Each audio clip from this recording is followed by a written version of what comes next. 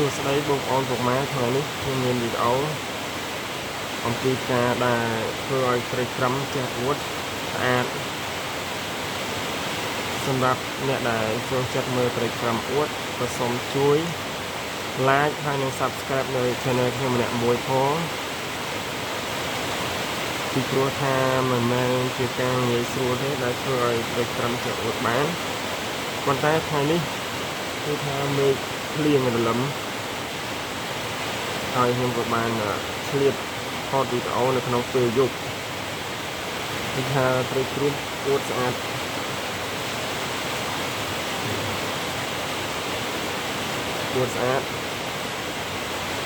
សម្រាប់របៀបទី1ដែលយើងប្រៀបធៀបរបៀបត្រីប្រៀបធៀបទៅនឹងជាមួយរបៀបធ្វើឲ្យក្រុមមើលទៅគឺឲ្យចាប់អារម្មណ៍អ្នកអាចផ្ដោតទៅមើលផ្ដោតលើការរក្សា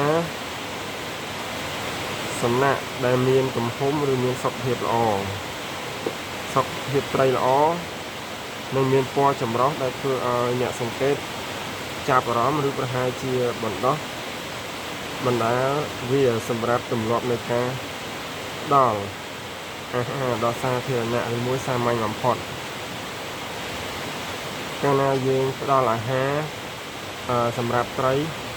ល្អនិងសុខភាពល្អត្រីនឹងក៏អួតល្អពណ៌ក៏ល្អដែរ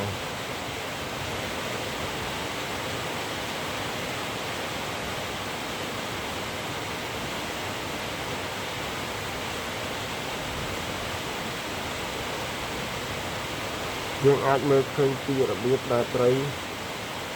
ហាលឬមុជខ្លាំងគឺអាស្រ័យទៅលើសុខភាពត្រីនឹងល្អសុខភាពត្រីល្អហើយនឹងកម្លាំងខ្លាំងទើបបានត្រីនឹងអួតនិងមានភាពរហ័សរហួន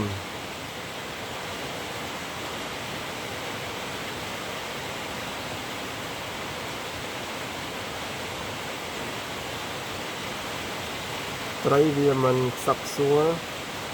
ឬប្រាប់វត្តមានរបស់វាអាចប្រើការហែលទឹកដ៏ធំរបស់វាដើម្បីបញ្ចេញសំឡេងដាក់គ្នាឬមួយបញ្ចេញកម្លាំងដាក់គ្នាទៅវិញទៅមក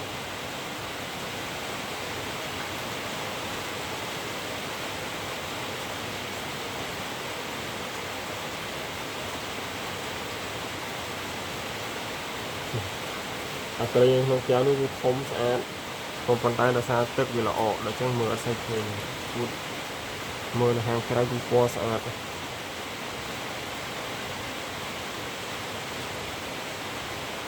សម្រាប់ត្រីក៏ដូចជាប្រភេទនៃត្រីដែលមានអាយុកាលច្រើនឬមួយក៏អាយុកាលតិចហើយទំហំតូចនិងទំហំធំសម្រាប់ត្រីនេះគឺថាមានទំហំធំអានេះទំហំតូចEndelis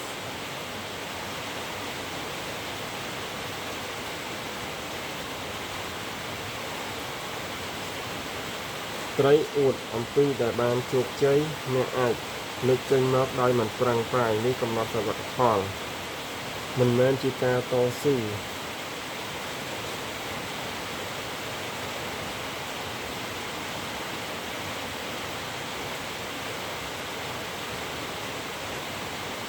និងអរគុណសម្រាប់បងប្អូនដែលបានទស្សនានៅ channel ខ្ញុំ